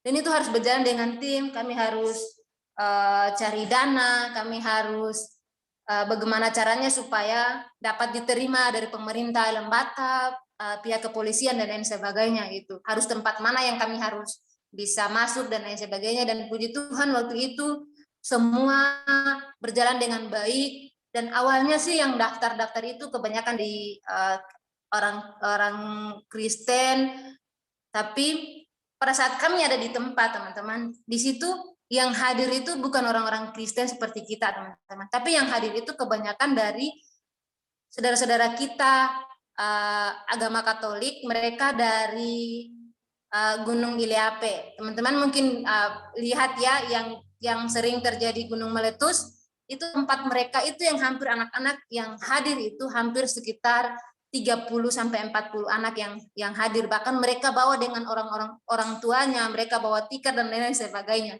Dan itu kami pelayanan bersama di situ. Habis itu kami turun keliling Lembata, kami jalan penginjilan di situ, bahkan sampai waktu itu kami harus tidur di rumah warga dan mungkin cuma beralaskan dengan karpet, dengan tikar, tapi karena dengan semangat teman-teman melayani, semangat kami untuk melayani Tuhan, untuk memenangkan 1 jiwa saja teman-teman, kami kayak ayo lakukan terbaik untuk Tuhan gitu. Makanya kalau kita hubungkan dengan pelayanan profetik, tadi sudah saya katakan bahwa kalau kita tidak punya hati untuk melayani teman-teman, semua itu akan sia-sia. Karena apa? Karena kita mau melayani untuk menunjukkan diri kita. Sehebat apapun pelayananmu di altar, sehebat apapun kamu mengemaskan dengan baik pelayananmu, kalau orang lain tidak diberkati, orang lain tidak mendapatkan apa yang kau sampaikan, apa yang kamu lakukan, itu semua sia-sia, itu tidak akan menjadi berkat. Bahkan kamu sendiri yang akan merasakan bahwa, kenapa sih hari ini kok sudah selesai melayani, hari ini saya sudah melayani dengan baik, melakukan segala sesuatu dengan baik, tapi kok saya sendiri nggak merasa kedamaian gitu. Karena apa? Karena kita melayani, kita masih memikirkan apa? Supaya kita dilihat orang, kita masih memikirkan supaya kita dipandang orang bahwa kita tuh hebat, kita pintar, dan lain sebagainya. Jadi sekali lagi teman-teman, dari situ saya juga mulai belajar bahwa kalau keluarga saya dipilih untuk melayani Tuhan, berarti saya percaya turun-temurun pun keluarga kami akan dipilih Tuhan untuk menjadi berkat bagi orang lain. Makanya teman-teman, saya bersyukur ya di sekarang saya puji Tuhan sekolah di STT dan sudah mau selesai ya. Kak Leo sangat ya lumayan mengenal saya sedikit dan puji Tuhan tanggal 8 ini saya akan yudisium. Semoga semuanya berjalan dengan baik. Semua karena berkat anugerah Tuhan ya. Saya berpikir kalau dulu Tuhan tidak memberikan saya kesempatan itu, mungkin saat ini saya bukan sekarang ini kayak gitu. Mungkin saya sudah sudah sama dengan teman-teman lain yang saat ini mungkin sudah menikah, mungkin sudah berkeluarga dan lain sebagainya gitu. Tapi karena kesempatan Tuhan, walaupun saya harus mengulang lagi dari awal pendidikan, dari nol pendidikan saya, tapi penyertaan Tuhan sungguh sempurna. Saya bisa menyelesaikan dengan baik dalam waktu-waktu yang saya harus memberikan semuanya untuk Tuhan. Dan puji Tuhan, sekarang walaupun saya dalam sekolah teologi, tapi tadi Kak Leo bilang kalau dia pelayanan sekarang di sound, tapi kalau saya pelayanan sekarang di multimedia. Walaupun saya tidak punya basic di musik, basic di lain-lain sebagainya, tapi puji Tuhan saya pelayanan di multimedia, dan paling yang sedikit-sedikit bisa mungkin WL dan lain sebagainya. Jadi semoga kerjaan bisa memberkati teman-teman semua, tetap semangat melayani Tuhan. Tuhan pilih saya, bagi Tuhan juga pilih teman-teman semua, kita semua untuk menjadi berkat bagi kemuliaan nama Tuhan. Tuhan Yesus memberkati, shalom. Luar biasa ya, sangat memberkati. Oke, tadi saya dapat poin-poinnya teman-teman ya. Kalau secara orang duniawi, kita harus ditegur dulu ya, ditampar dulu, baru mau jalan begitu teman-teman ya. Harus dikasih istilahnya tadi ya, kasarnya ya begitu ya. Kalau kata orang dunia, sakit dulu ya kan, baru lu ngerti gitu ya. Baru tuh lu ngerti, lu paham begitu ya. Padahal tadi kalau kita menjalankan hal itu, kalau Tuhan sudah memberikan kesempatan, kita harus menjalankan hal itu dengan sungguh-sungguh. Tapi yang saya ambil dari pengalamannya Kak Ana tadi, bahwa Tuhan Yesus sangat baik. Ya teman-teman ya, meskipun kita tadi udah mengabaikan ya kan dengan kesempatan yang ada, tapi Tuhan Yesus tetap baik. Buktinya dengan pertolongan Tuhan kepada pengalaman Kak Ana terbukti teman-teman ya kan, yang tadi kita sudah dengarkan. Jadi kita bisa mengambil bahwa kesempatan yang sudah datang kepada kita jangan sia-siakan teman-teman ya, apalagi dalam konteks pelayanan itu. Jadi kembangkan terus teman-teman ya. Oke, tapi sebelum nanti lanjut lagi untuk sesi pertanyaan, saya close teman-teman karena waktu kita sudah mepet sekali teman-teman ya. Saya mau Kak Ana, apakah pernah join sebelumnya di Breakthrough? Apakah baru? Saya pengen tahu. Ini baru pertama kali. Ini baru pertama kali. Oke, iya makanya saya. Oke, Kak Ana ini dari temannya Bro Leo ya? Dari Iya. Grup ini juga, Ikmas juga ya? Bukan di Ikmas sih. Oh, oke. Berarti yang ngundang Bro Leo juga ini? Iya. Dapat undangan ya, luar biasa Bro Leo ya, mantap. Oke teman-teman, satu pertanyaan terakhir tadi karena ada pertanyaan yang masuk kepada saya melalui pribadi, ini sebagai pertanyaan penutup ya di sesi kita ya teman-teman ya. Itu dari sahabat kita. Saya mau lihat dulu orangnya mana nih, belum nongol. Yang bertanya melalui saya. Maria, boleh dibuka videonya? Iya. Biar konfirmasi teman-teman, apakah Maria masih ada atau tidak. Oke, berarti ada ya. Oke teman-teman, ini saya lempar lagi pada teman-teman. Jadi ini temanya untuk teman-teman juga berbagi gitu ya. Nggak mungkin nanti Bang Yansen lagi yang menjawab ya kan, atau saya atau teman-teman tadi yang udah sering menjawab tadi ya. Oke, pertanyaan begini teman-teman ya. Bentar. Oke, ini pertanyaan terakhir teman-teman ya di sesi ini. Bagaimanakah kita menyikapi atau apa yang harus kita lakukan ketika dalam pelayanan kita menjumpai berbagai kendala ataupun masalah. Saya ulang kembali, teman-teman ya. Bagaimanakah kita menyikapi atau apakah yang harus kita lakukan ketika kita dalam pelayanan ada terjadi masalah atau persoalan di dalam hal itu. Bagaimanakah kita untuk menyikapinya, teman-teman? Silakan. Saya mau lihat yang lain, teman-teman, yang belum menjawab. Yang tadi belum open mic dari awal, pertengahan, hingga menuju akhir ini. Saya mau lihat. Bebas siapapun itu. Kecuali yang tadi sudah sharing kayak Bro Leo, speaker, terus saya, Kak Ana, teman-teman lain yang belum, saya mau kasih kesempatan. Ayo, silakan. Ini teman kita butuh jawaban dari teman-teman. Ayo, kita kasih yang terbaik. Ayo, ini sepertinya malu-malu teman-teman ya. Harus dipancing dulu ya. Aduh. Ayo, apa saya langsung tunjuk teman-teman? Kan nggak mungkin kalau tunjuk yang gak enak ya. Hitungan 100 ya. 100, 50, 5, 60, 3, 10, 2, 1. Oke, saya karena akan tunjuk teman-teman ya. Jadi harus siap-siap, biarin. Siapapun itu, saya random begitu. Oke, saya akan pilih. Oke. Kak Jonathan, silakan. Tadi udah DM saya tadi lewat IG.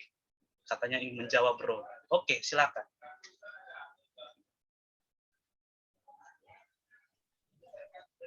Halo, saya ya. Silakan. Ayo. Pertanyaannya, bagaimana cara kita menyikapi setiap masalah yang ada? Memang masalah itu selalu ada ya, Mar, di mana-mana. Bukan hanya di pelayanan, pokoknya di mana aja selalu ada. Selama kita hidup, pasti ada masalah dan kendala yang kita hadapi. Bagaimana cara menyikapinya? Ya, kita pertama berdoa dulu sih, kalau menurut aku ya. Memang kita pasti kesal ya kalau ada kendala atau masalah. Kita kesal ya, kita berdoa, kita mengadunya sama Tuhan kayak gitu kan. Terus jangan sampai terlalu banyak cerita ke orang kayak gitu sih, karena solusi-solusi yang ada dari teman-teman itu pun bisa jadi tidak mencari solusi kayak gitu, malah memberikan pengaruh yang kurang baik kayak gitu. Jadi kalau misalnya pun cerita ke teman, ya cari teman yang memang benar-benar sudah kita tahu bahwa teman itu memang bisa jaga rahasia kita dan bisa memberikan solusi yang terbaik kayak gitu. Itu aja sih, Mar. Pokoknya ya berdoalah sama Tuhan, fokus pada tujuan awal kita, yaitu melayani Tuhan saja kayak gitu.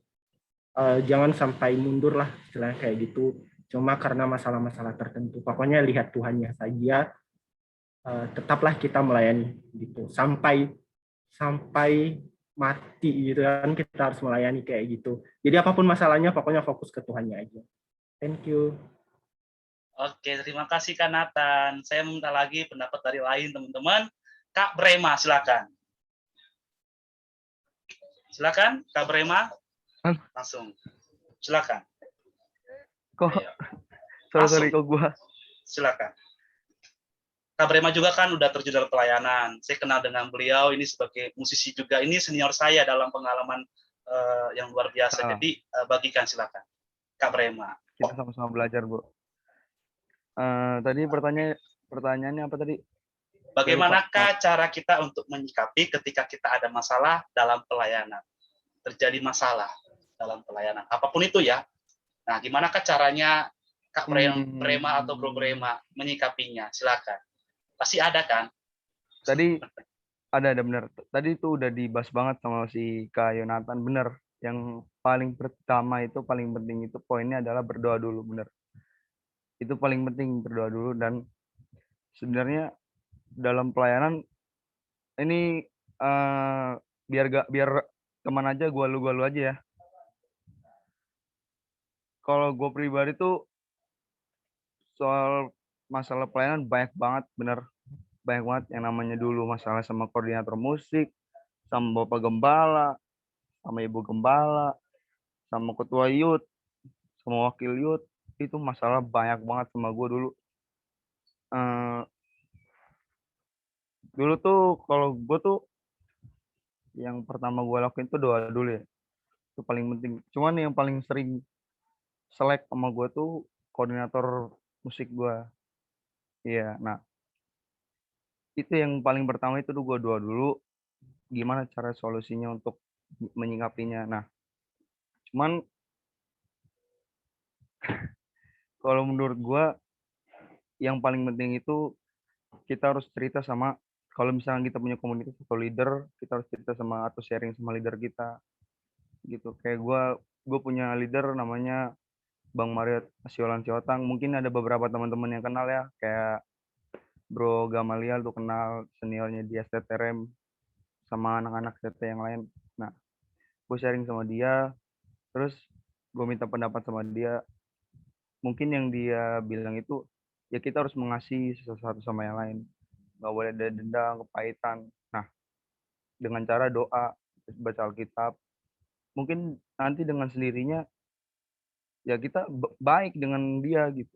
Cuman gara-gara gue masalahnya, ya bener puji Tuhan tuh, masalahnya tuh gak pernah yang namanya damai itu nggak pernah, sumpah dah. Cuman ya karena gue doa mengasihi dia, ya udah masalah itu akan sedikit demi sedikit, sedikit demi sedikit itu akan hilang dengan sendirinya.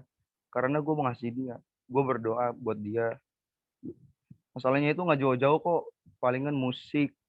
Ntar ya kita terbuka aja ya, yang namanya kita sama-sama pemain musik, apalagi yang lain mungkin pemain musik, ada yang namanya saling menyikut-menyikut sama sesama gara-gara PK, ada yang sikut menyikut gara-gara pengen tenar gitu. Sebenarnya kalau menurut gue pelayanan itu nggak harus di mimbar, bro, bener apa kata si Bang siapa itu, Bang Nus ya. Nah iya tuh, pelayanan itu tuh di mana aja jadi. Iya, pelayanan yang pertama gue, pelayanan itu bukan drum, bukan musik, tapi ya itu gue bersih-bersih gereja. Di situ tuh bener-bener banyak banget cobaan yang Tuhan kasih. Cuman karena gue mau belajar, makanya Tuhan pakai gue di musik. Nah, balik lagi ke poin yang pertama, gimana cara menyikapinya. Ya kita harus berdoa sih sama Tuhan. Kita harus sabar, kita harus rendah hati yang paling penting. Nah, eh, kalau yang menurut gue yang sering gue alamin adalah, paling sering gue alamin itu kayak gue sering aja ya, nggak jauh dari gereja GBI STTRM itu ada gereja, gue lupa namanya apa, di bawah playoper. Jadi itu gue pernah pelayanan di situ, gue diajak sama basis gue, Bang Semi. Gue pelayanan di situ tuh, gue main drum. Jadi tuh singkat cerita tuh drummernya itu sakit. Nah, gue ngegantiin dong. Pas gue main, minggu besoknya tuh orang tua dari si drummernya ini komplain. Kenapa? Karena anaknya tidak mau digantiin. Nah, dari sini gue udah dapet poin bahwa yaitu masalah itu tuh. Gue baru pertama kali datang ke gereja mereka, tapi mereka sudah seperti itu kan masalah. Benar kata Bang Yonatan, masalah semua tuh banyak, orang tuh punya masalahnya masing-masing. Nah, tapi gimana kita cara menyikapinya. Nah, di situ tuh gue udah sebenarnya, kalau secara kedagingan kesal ya, cuman karena gue mikir sekali lagi, ini bukan sekuler, ini tuh musik gereja, ini pelayanan buat Tuhan. Ya udah, gue menyikapinya, gue berdoa, nggak apa-apa, gue berdoa buat orang itu, gue mau ngasih ke dia. Nah, jadi singkat cerita ya udah, gue udah nggak main di situ lagi, tapi gue tetap berdoa buat dia kok, supaya menjadi pelayanan yang benar-benar tulus buat Tuhan gitu. Nah, kalau emang kita punya kesel sesuatu sama orang, paling pertama itu kita harus berdoa, paling penting sih menurut gue, karena doa itu bener-bener sangat enak banget Kalau gue kan jujur gue tuh orangnya jarang doa, bener. Gue orangnya jarang doa. Tapi sekalinya doa, gue lama kusuk gitu. Nah, oke. Itu aja sih dari gue. Yang penting itu kita punya hati yang beres gitu. Beresin dulu hati kita, baru kita berdoa buat dia. Baru kita bisa tenang buat dia. Nah, ya. Oke, thank you brother Brema, luar biasa ini. Saya Yo, sering yo. ngobrol dengan beliau ini, dengan sering chat-chatan ya kan, bahas pokoknya panjang lebar lah tentang dunia permusikan. Memang luar biasa beliau ini ya. Hanya saya bilang tadi senior saya dalam permusikan begitu ya. Oke, Lah, kita sama-sama belajar, bro. Oke, tadi saya ambil tambahannya mengasihi, betul, mengasihi teman-teman itu paling penting karena paling jarang ditemui orang yang mau mengasihi, apalagi yang sudah seperti itu ya teman-teman ya, diperhadapkan masalah susah untuk mengasihi, itu yang kita sering susah untuk lakukan. Tapi memang begitu realitanya dan kita harus lakukan, sama seperti Tuhan Yesus ya kan. Tuhan saja yang inkarnasi aja ke dunia aja masih saja diperhadapkan dengan masalah ya, diperolok-olok dengan orang-orang sekitarnya, tapi lihat ya kan, dilakukan cuma satu, mengasihi. Itu yang perlu kita lakukan juga. Begitu teman-teman ya. Saya sepakat tadi dari Kak Jonathan, dari Kak Prema juga ya, berdoa, terus fokus kepada Tuhan. Kalaupun cerita juga boleh, tapi yang kita benar-benar percaya teman-teman ya. Kayak tadi, kayak Bro Prema ada kakak rohania, silakan kalau benar-benar udah sama-sama trust begitu ya. Dan tadi mengasihi itu penting kuncinya.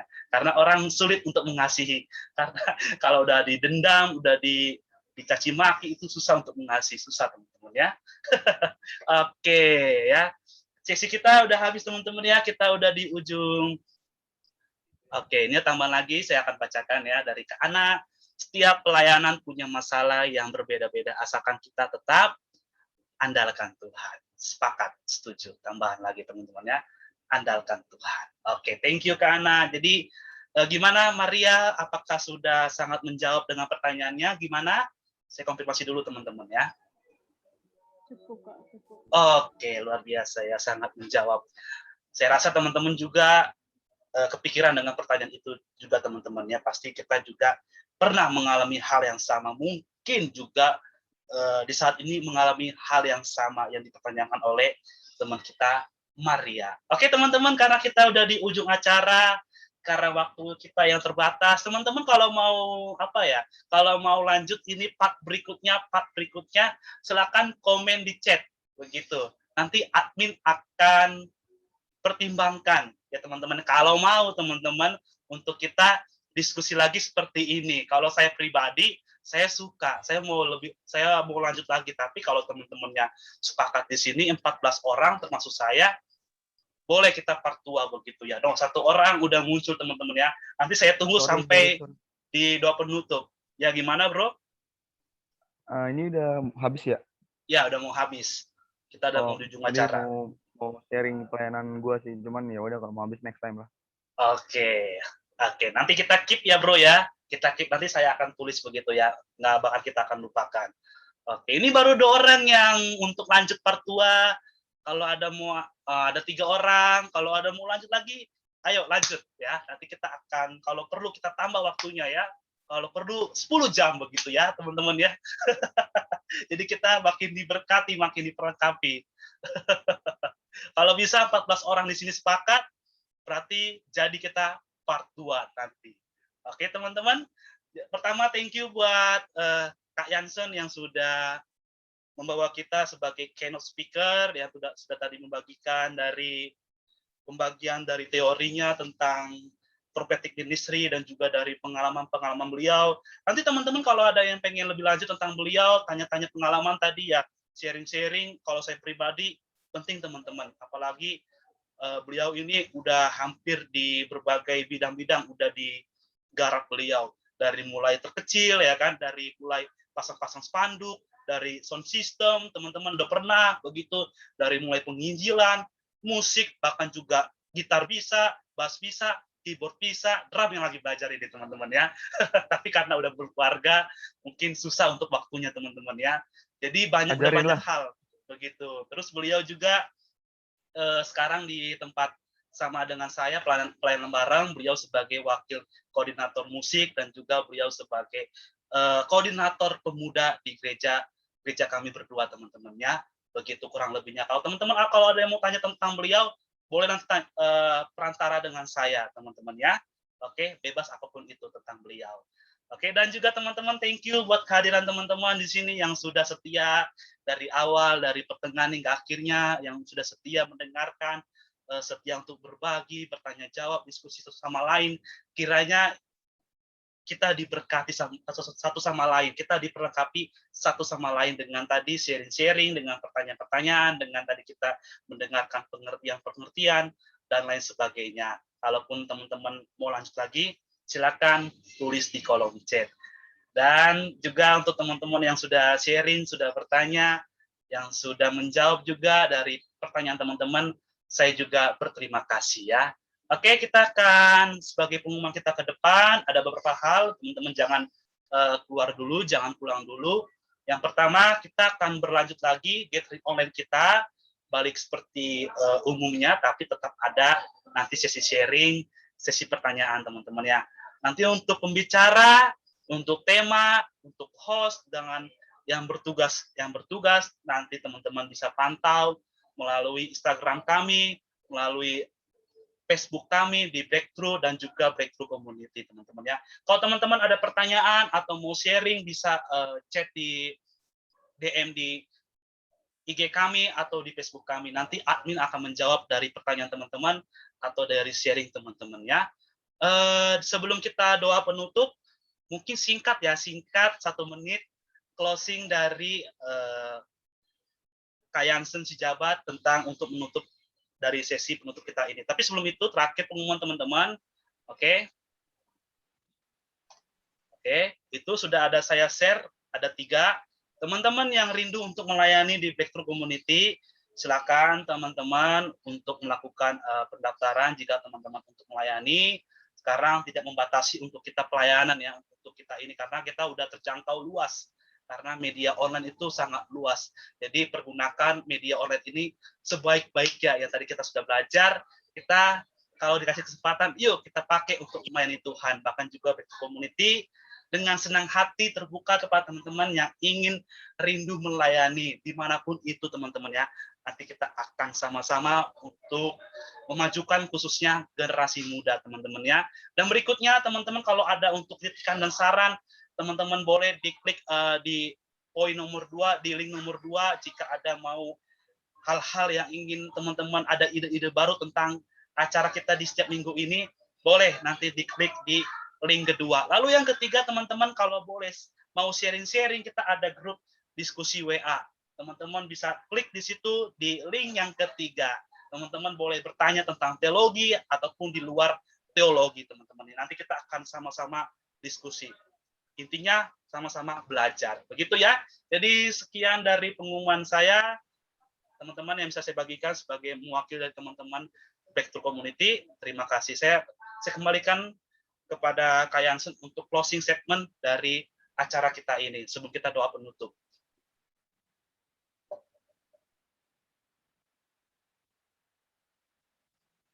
Oke, 1 menit ya. Apapun itu pelayanan kita, saya bilang tadi. Memang harus ada dari hati kita, ya kan? Dan saya punya yang pengen saya bagikan tentang pelayanan dalam musik.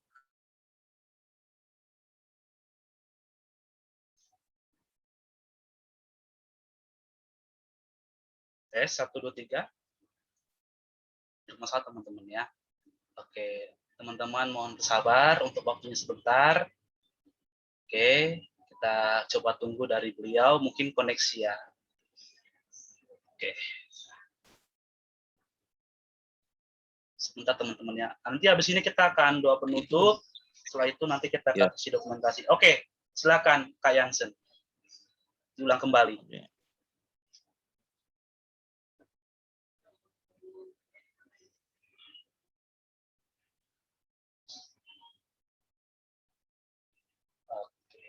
Sebentar teman-teman ya, mohon bersabar, mohon maaf atas ketidaknyamanannya.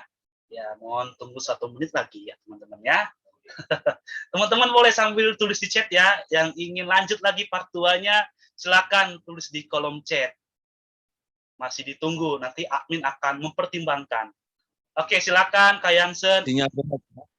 Oke, silakan. Ya.